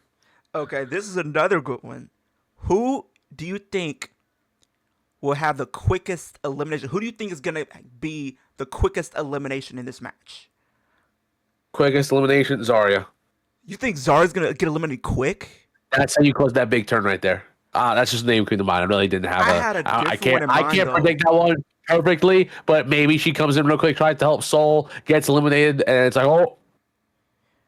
I actually think I know what the quickest elimination might be. JC Jane would be fucking funny, though. That would be good. I think for me, it's a little different. I think the quickest elimination for me personally, surprisingly enough, and this is going to shock a lot of people, I think it might be Becky Lynch. I think it's going to either be Really? Becky or AJ. I think Becky Lynch or AJ Lee is going to have the quickest elimination because one of those two are going to cancel each other out, and they're going to be so Nah, fixated on I each got other. you. I have the name for you, who I know will be, and we can come back to this video when it happens. Zelina Vega, because your story's there for it. You got a Rhea's gonna point. eliminate her. Rhea's gonna eliminate her in about 10 Or seconds, Kyrie Sane. and that moment's gonna go viral. Nah, we're talking stories that we're going to see play out. We're going to talk about different stories that we're going to see play out in the Royal Rumble. So with the women's, right? We already seen, pretty much Kyrie saying, I'm going to help Asuka win the Royal Rumble, which we both know it's not going to happen. But I feel I like, don't know. what if there's a chance, and I could see this happening, Kyrie Sane accidentally eliminates Asuka from the Royal Rumble match. Yep, and then she goes, "Hey." She's like, Don't hate my Oscar impersonation. I have no idea what she says half the time. I'm just trying to do my best. I'm having fun. I'm not making fun of Oscar. Don't come at me. Because Asuka's gonna be like, Kyrie, what are you doing? She's gonna be irritated. I think a lot of these women that are in tag teams, I feel like we're gonna see a potential tease for some of these breaking up potentially. I think Alexa and Charlotte are going to have some miscommunication with maybe one of them accidentally eliminate each other. Here's what I think. Will Bailey and Lyra have some dissension? The Judgment Day. Because I honestly think the Judgment Day are actually going to dominate most of this Royal Rumble match. I honestly do. I think, based off everything, because like you say, Liv is plotting on both Roxanne and Raquel. She's just waiting for the perfect opportune time to strike, and you could tell by her facial expressions. You seen how she looked at Raquel when Raquel said she's going after the world title. She looked like, say, you have no idea. She was looking at Raquel like, you have no idea what you just did just now. Yep. She's waiting for that perfect time to literally just snap. And I think there's gonna be a good moment. What if there's two scenarios, and I want to get your thoughts and opinions on which scenario you think should play out better. Either they play the Shield 2014 route, right, where they both, with pretty much all three of them, dominate throughout the Royal Rumble, and maybe Liv eliminates both Raquel and Roxanne. What if it's by accident? What if it's like an accidental elimination, right? She's going after Rhea Ripley. Rhea Ripley evades, and she ends up knocking both Raquel and Roxanne out, and it's an accident.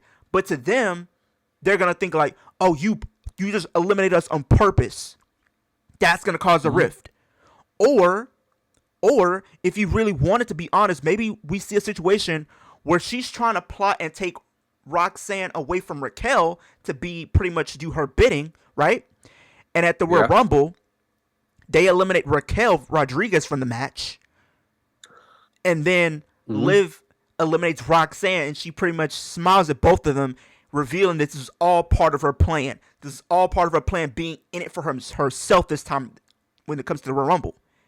I think that's the story. So which one do you think should be, honestly? Do you think Liv eliminates them both accidentally, or she just eliminates Raquel and then eliminates Roxanne after?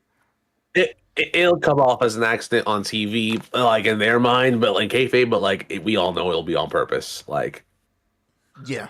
But you won't notice it until after she wins, and then later on, it's a seed that's played into the story. Exactly, because I think I'm gonna throw this question to you, and we could try to talk all day as far as which number entrance certain wrestlers are gonna come out at or whatever. Which entry number do you think Liv Morgan will come out this year, if you had to choose? 3. 3? Because that has produced the most numbers, right? I think Roxanne at 1, Kendall at 2, Liv at 3. Because Bianca won from 3, Bailey won from 3. I think I would love to see them have her come out at a number nobody's really won from yet. I think that'd be a big deal within herself. Maybe like See, I'm not a numbers guy that in depth, so to me, I just hope they don't give her the unlucky number 14. She wins. I just hope they don't have her come out at unlucky number 14, to be honest, because it seems like that number 14 entrance seems to be cursed for some reason. I mean, every year 29 numbers are cursed, so Yeah. only one number wins. Yeah. But speaking of that, okay, we'll talk about this. If you have to pick your final four for the women's Royal Rumble, who would you have in your final four? Liv, Okay. Lyra, Ooh. Raquel, and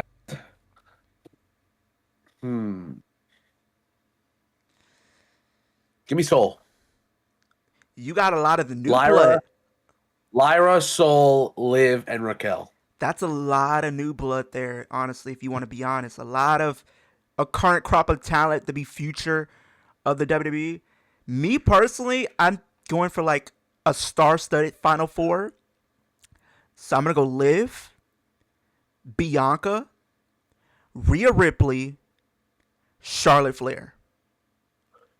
And for me, I don't think Bianca's gonna be in the Rumble. Personally, I You don't don't think see it. Bianca? So Oh, if she doesn't win, that just really just goes to show that they I don't. don't think Really, she'll be in the Rumble. I don't think she's healthy enough. Well, I've seen her finger. That thing. Listen, if that finger is not 100%, I don't think she should ever come back,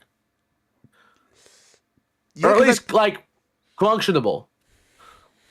Because at the end of the day, life's important, and you can do so many different things. If you can't use your hand, bro, nothing is more that important. I agree. And then it's like, So that's my reasoning. I don't hate Bianca. I'm not hating on Bianca. I just think yeah. if her finger's fucked up, there's not gonna be in the match. But if she's in that Rumble, I feel like she's gonna probably be one of those favorites to potentially win for a fact. But She could who would you have as your final two? Live in Soul. That's a dream match, if you ask me. That's a dream match. I think it is. I mean, I think it's someone who could get the, or even Lyra's not a bad option either. Some people, Because I feel like you need someone who is a good foil for it. I don't think Rhea Liv is somewhere you go back at the last two. I don't like that. I don't think hate either. I like both of them a lot. I just feel like it's a story that has been told and hashed out a couple times. Let's give something. Let's give a little bit of creativity. yeah. I think the thing is it really depends on. You could even run Becky and Liv. You could do it. Yeah, you can. It just really just comes down to as far as like her injury, where she is in her injury and her recovery. Because I think the last time I heard anything, I think maybe in December, I think she did like a Q&A or something, and she says she hasn't got the surgery for it yet or whatever. So if she hasn't got the surgery yet, unless she's like, trolling or whatever to put off her return or whatever. But if that's the case, then she's going to be out for a lot longer than we already can anticipate. That is a fact. But if she is in that Rumble, she's going to be a potential favorite. My final two, if she's going to be in it, my final two is going to be Liv and Bianca. Because it's going to be very unpredictable because a lot of the fans are very split right now because either half are choosing Liv, half are choosing Bianca. And I think you having them as your final two would be very unpredictable as far as which story are you going to go with. Are you going to go with the intriguing story of Liv winning, finally having the Judgment Day, take place and everything like that, her potentially leaving the Judgment Day, because I do think she will leave. I think she's going to become a babyface by time WrestleMania, or maybe not too far after WrestleMania, she's going to be a babyface. And then you have Bianca, who's pretty much won the Royal Rumble before and everything like that. But it also kind of plays off the fact of what happened in the Chamber. Who are your final two? Liv Morgan and Bianca Belair. Bianca Belair was putting the brakes on Liv Morgan in that Chamber match last year. Even though Liv was holding her own, but let's be real. That braid, Liv got to get back for that braid now. I'm sorry. Liv got to get you. I'm telling you, Liv, you probably not watching this, but if you are, for whatever chance you are, you got to get back with Bianca. She hit you with that braid. Yeah, you got the welts and bruises. And literally, she pinned Liv Morgan in the Chamber match to go to WrestleMania, when honestly, I thought it was going to be Liv Morgan winning in the Chamber because how they set it up last year. And they went with Bianca. Yep. So if you want me to be honest, 100%. If Bianca beat her at the Chamber, Liv Morgan gets her get back at the Royal Rumble and eliminates her. Whether if it's by hook or by crook, maybe Bianca's trying to go for like a KOD. Liv Morgan gets out of it, hits her with an oblivion out of nowhere, or throws her over the top rope. There you go. And then we already know she's gonna choose potentially, Stephanie, but there's still some type of unpredictability with her as the Royal Rumble winner because there's a lot more story beats you can play with. You can make it a triple threat. You can make it a one-on-one Yeah. between her and Raquel. If Raquel gets eliminated by Liv in the Rumble, you can play off of that. Liv Morgan could go on next night or whatever, or 2 nights after because it's gonna be on a Saturday.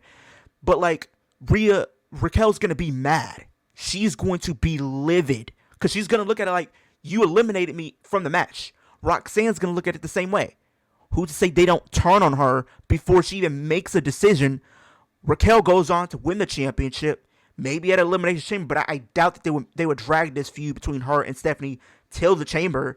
Even though they could, but I don't think they have a lot of legs to do so. It's probably gonna be on a Raw, but for whatever chance they made it happen on like a Raw towards the end of February, because or whatever, why not have Liv come back and if she picks her Raquel at Mania? Therefore, you have a new babyface because you can tell since she's came back, she's been kind of getting cheers. And you also got to play up the fact that Liv Morgan didn't just come back in just any smuggler type of way.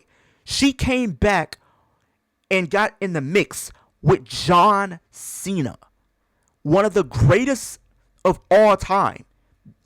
John Cena had Liv Morgan be part of the retirement tour, right? There's no way you don't follow up that in some big way, shape, or form. And what better way to do it? Put her in the Royal Rumble. And honestly, I was looking at a few reports, and honestly, she is currently the favorite right now, as she should.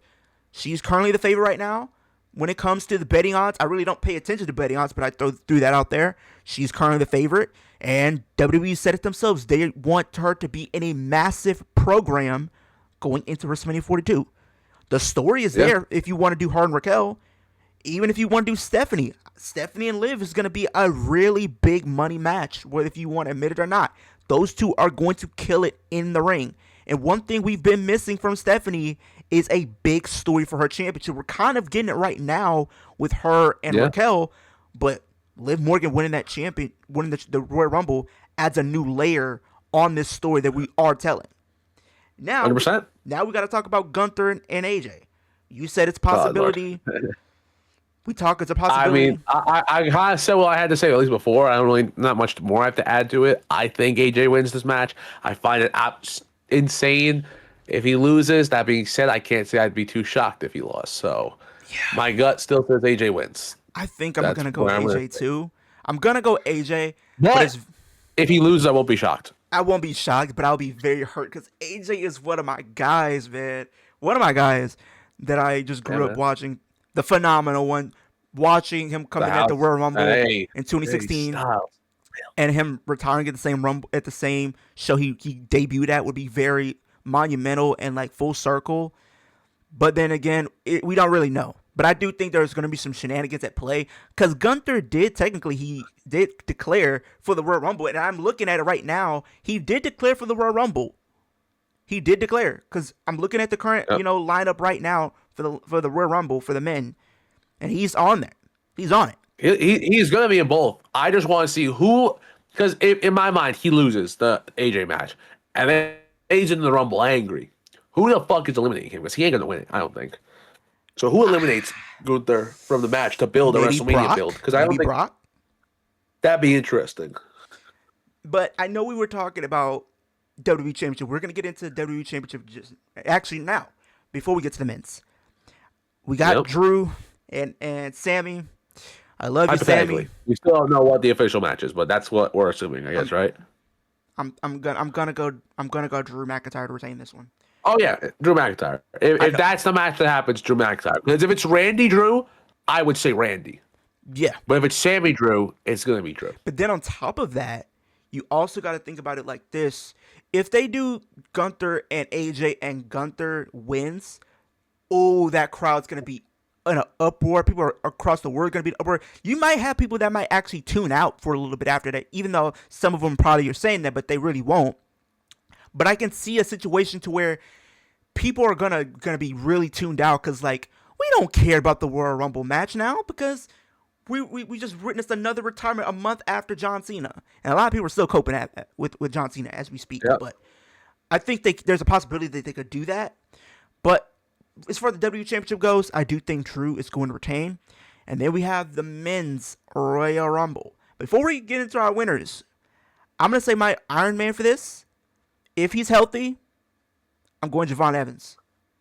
Javon Evans to be my Iron That'd be Man. interesting. Now that one's a little more update because we don't know what's up. But What about you? If you had to go, somebody. Iron Man. Ooh. I was thinking Chad Gable low key. Give me Obafemi. Give me Obafemi. Okay. I like that one. Honestly, he's close. But then when it comes to Final Four, who, if you had to pick, or do you want me to go first? Final Four You could go. me. You could go. I mean, are we gonna do a whole Final Four? Are we gonna do winner only? What are we gonna do here? We're going to do Final Four, Final Two, and then winner. Final Four. Okay. I'm going Roman, Braun Breaker, Obafemi, and LA Knight. Interesting. That's a good one. Because you have two favorites and two dark horses that can easily win that match, no problem. And there's story for both. What about you? Okay. We're gonna go LA Knight, Roman, Okay. Sammy, Ooh. and actually, let me take Sammy out of that because I don't know if he'll. No, Sammy. I don't think they would do that, though. No, it's a lie. I'm a liar. Sammy's gonna be in the match 100% because of my other thing I have built on it, and then Logan Paul. That's a very interesting Final Four, though. And my final two would then be Logan Paul and LA Knight. Because I don't think it's going to be a whole dragged out thing. I think it's going to be quick. Logan gets one of them out. LA Knight gets him out. LA Knight wins. So you're going with LA Knight as your winner. Shout out LA Knight, girl. Bree. LA Knight is taking the victory. I see it. I've said this for months. I think it happens. I think this is the time. If we don't do it now, it might be over. It might be fully over. Because I don't honestly think you can drag him potentially winning a Money in the Bank. And Money in the Bank is in September, mind you. It's not in the summer. Yeah, I don't know if we can milk it that long. But this is it. Here's the thing. Chamber might be like Hail Mary level. Because there's two people. Because right now, there's two people I really want to see win the Royal Rumble. I think Obafemi is one of them. Because imagine Obafemi coming in and winning the Rumble, and that's a really big deal. Because like we've never really seen somebody make that jump from NXT to the main roster, and then like one of their first few matches, they're winning the Rumble, going on to WrestleMania to compete for a World Championship. And we do have a little bit of history between him and Drew. Bianca Belair exists. To be fair, Bianca exists. Yeah. But then with Oba, it's like he going, and there's history between him and Drew because of what's happened at Saturday main event. So you could play off of that. Yep. And there, what if you had him potentially go after that title? But I'm with you, and I'm with LA Knight Girl too. If you're watching this, I'm going with Mr. LA Knight because I feel like they're gonna do something shocking. In a sense, where they feel like you said, we talked about it earlier. They're gonna be like, "Oh, this all part of the storyline." We know for a fact this wasn't part of the storyline because you was chewing this man out on Unreal. You could have been more respectful about it. Let's be real about that. But you was berating that man. Speaking of real, You were berating that man. You literally had him go into 3 Money in the Banks and lose when he should have won. He should have won one of the last 3. Like, let's be real. I'm so sorry. And that's no disrespect to Drew, but he didn't need to win it. Seth, it made cool for a cool moment with the heist of the Century 2.0 or whatever. But, like, did that need to happen? No. not really. Damien was cool, but I think a lot of people wanted LA Knight to win it. So I feel like having LA Knight come back, get his get back, potentially, on an LA Knight. Honestly, my final 2, I'm going to go LA Knight, Braun Breaker. Okay. Because think about it. Braun Breaker it's with their entire history, going back to NXT, right? LA Knight has done the job for Braun Breaker time and time again. He's lost every match with Braun Breaker. He finally gets his win over Mhm. Braun Breaker in the process, goes on to win the Royal Rumble, and you can honestly have a story with either him and Drew McIntyre, which I think could be good from a promo aspect of things. Their in-ring work could be really good. Or we did tease him and CM Punk, so if you wanted him to be a heel for all I care, have him go up against CM Punk or whatever you want to do. But regardless, I do think there's going to be a potential opportunity for him to be in a world title picture at WrestleMania this year. I do. For sure. Because it's like, and I feel like you can't keep dangling that carrot that he's finally going to get his moment only to pull the rug Yep. time and time again. At some point, you got to give the fans what they want. You finally got to give in and give their fans the just due. Give them the I think it's gratification. time. Like you I have think it's to. finally time. I think this is a perfect spot. And my big argument was I never felt Triple H would have the guts to do it against Cody. I felt like he would treat him too much like the golden child, that he can't lose to a guy like LA, even like discrediting LA for no reason. Well, I think Drew McIntyre is somewhere a little lower in that main event scene where you can do it and it's okay. And they're not going to complain about it. Yeah. And then it's like, okay, if you do have LA Knight win, because I do think that's my prediction, who would you have him face at Yep. WrestleMania? Drew McIntyre. You have him going back to SmackDown? Yes. So I guess the elimination will determine the world champion, the world title match against CM Punk. If I'm So booking right now, keep in mind, I'm booking right now, me, okay. Finn Balor would win the championship. Oh, I was just thinking in my head, honestly, what if based off the reaction that he got, they shockingly had him win the Royal Rumble? That would send It wouldn't be, shockwaves. I wouldn't do that because I feel like you're just running Jey Uso 2.0 from last year. But I definitely want Finn Balor in the world title picture if we can get it. Yeah, but then at the same time, I feel like they might do him and Dom for the IC potentially. Maybe. I feel like we can get Oba and Dom realistically. I feel bad for Dom because that man's gonna get Oh, all he's type. gonna He's get gonna his get. ass. He's Belt gonna to get the ass is business. coming. He's finna get the business. He's finna get the business. Like, let's be real about it. Yeah. Like, honestly, Barbecue think chicken alert. now the question is with Brock Lesnar. I'm gonna say this: Oba Femi eliminates Brock. I think what- Braun eliminates Brock. Because I feel like WWE wants to position Oba in a big way at WrestleMania. So I'm trying to think, what big way could we do that? Him eliminating Lesnar would be a good thing. Him and Lesnar have a match at WrestleMania. You could have Gunther and AJ potentially. There's different, opportunities that they can use, but I don't know which one they would pick. But for me, I do agree. You could do Oba and Dom. But I just feel bad. That's gonna be so one-sided. I really do, because both are my favorite stars. But like, I think you book it where Finn turns on Dom, gets his right. Liv leaves the Judgment Day, gets her right, and you have downfalls of Dominic and Raquel will be your world champion facing and defending against Liv and Roxanne. so triple threat for the women's world championship at WrestleMania. You're saying Yes.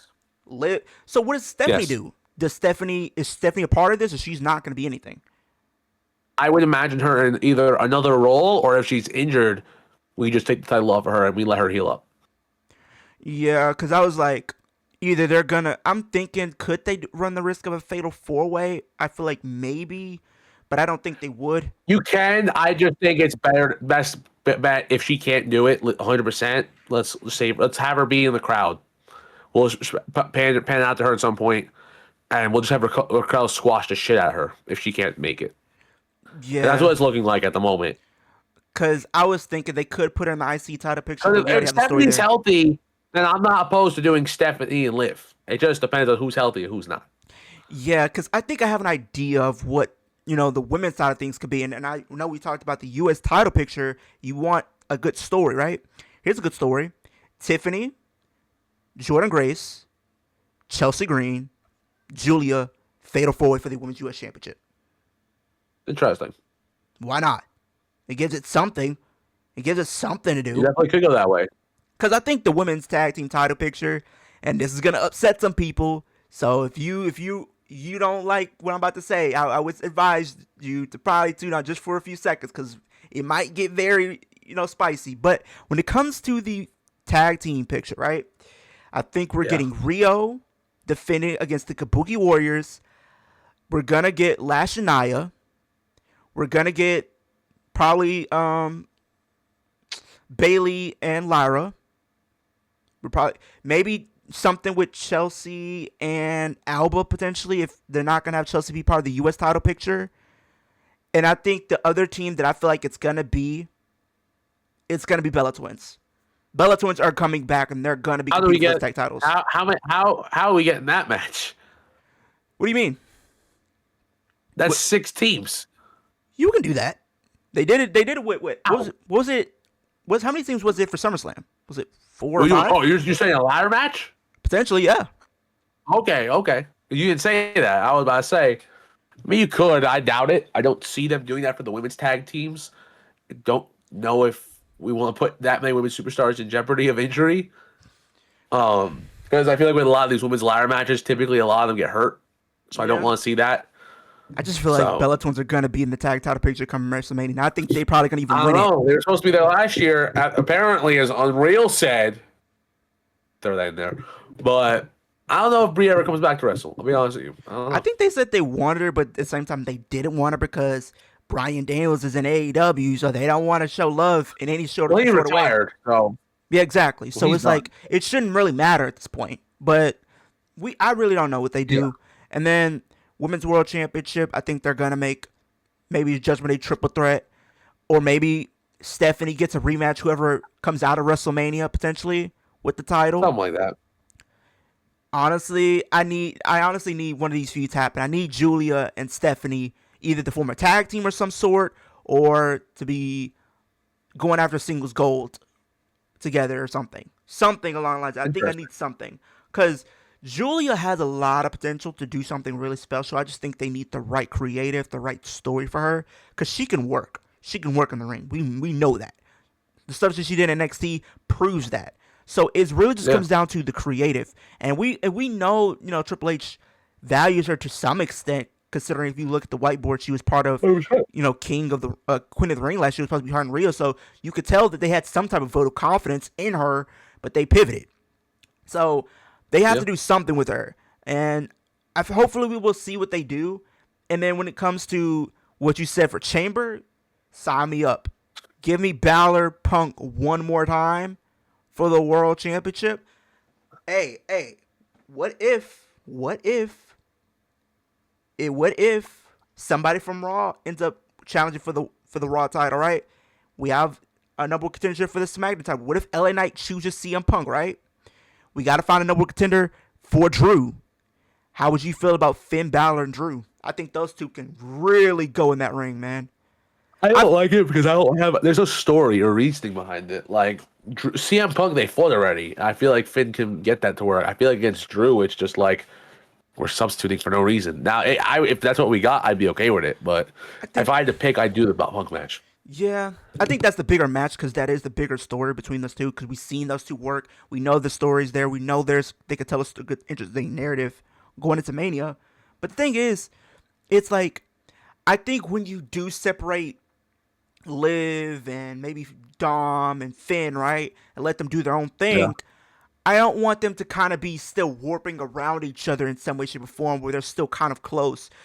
That's the one thing I had a big issue with when they kept Rhea and Liv on the same brand. Like, you run the risk of those two running into it again in a singles capacity, right? So I think maybe if we can get a draft after WrestleMania, send Finn potentially over to SmackDown, Liv over to SmackDown. Maybe you even have them be champions and you can have them switch brands because WWE's proven they could do that before. We've seen people be champion and end up switching brands still. So you could still have them be a world champion over on SmackDown, and then the WWE champion could be over on Raw. They've done it so many times. If you've definitely been a fan since like the 2010s and everything like that. So the possibility is there. The possibility is actually there if they really wanted to. And the crowd's going to be really pro Finn now because they've seen what he's able to do. And they really want to see him become a world champion again. And it really just goes to show he could still go in the ring, and I feel like he's been denied his moment so many times. Honestly, the only other thing I could see them doing, and it's a stretch, if they gave him King of the Ring. Prince, Prince Prince Balor. Balor, King Balor. He goes to Yeah, SummerSlam, wins the world championship. Whoever's world champion at that time, I don't know. But you could do that. Maybe give him Money in the Bank, but I think Money in the Bank should be reserved for somebody like a Dominic Mysterio, in my personal opinion. I think for he's gonna sure. probably he's definitely. I'm surprised he hasn't even been in a Money in the Bank ladder match yet. When it's all said and done. Uh huh. Yeah. But I think we pretty much covered a lot of the big talking Talked about a points. lot today, sir. A Yeah, lot, yeah. buddy. We really did. We talked to Chamber. We can see a Chamber, Rumble, Saturday Night Main Event. It's going to be a very jam-packed next week for wrestling fans and us wrestling content creators as well, because we have what Yep. AEW going on currently right now. Literally tomorrow, if you're watching, if you're other people who watch TNA's tomorrow. SmackDown's going to be tomorrow. I think they're going to be still overseas still. I think right with SmackDown this Yeah, week. SmackDown. No, they're in Montreal this week. Montreal, so they'll probably be early on, probably regular time. Then I Yeah, think regular time. Raw I think it's gonna be regular time. Then SmackDown will be back to early time because they're gonna be in Saudi next week. Then you have the Royal Rumble. Yeah, I So have no idea. We'll find out. I know those two are back to. I know Saudi they're gonna be early on, and I gotta still figure out how SmackDown and Raw this week are gonna really operate or whatever. Because sometimes they'll Yeah. end up letting some of the shows be early on the day. It kind of feels a little weird that they're having the shows be early and then going back to normal time just to go back to the next show to be overseas. Why Yeah. not just continue it being early in the day? Then after Rumble, go back to your normal slot. Because I think they're gonna be in Philly after Rumble, so why not? Yeah, we'll find out. I guess it depends. There's a lot of different scenarios that could play out with It's this gonna one. be a lot to take in for a lot of you wrestling fans that are going to be tuning in for Saturday Night Main Event, for a Rumble, who is gonna end up winning. It's gonna be a lot to take in and everything like that. So, I'm gonna leave my boys links in the comment section down below so you guys can go I follow appreciate him. you having me on, Leo. No problem. Thank you, man. It was a fun time. No problem. We're definitely gonna do some more again, you guys. If you guys want to see more people on the channel, let me know in the description. Tag them, email them, whatever you got to do. But keep it respectful, okay? Keep it respectful, of course. But I'm gonna try to get more people up here to talk wrestling. Maybe we'll do something for a review for Royal Rumble. So definitely let me know who you guys want to see next. But with that being said, too sweet, and we are out, everybody.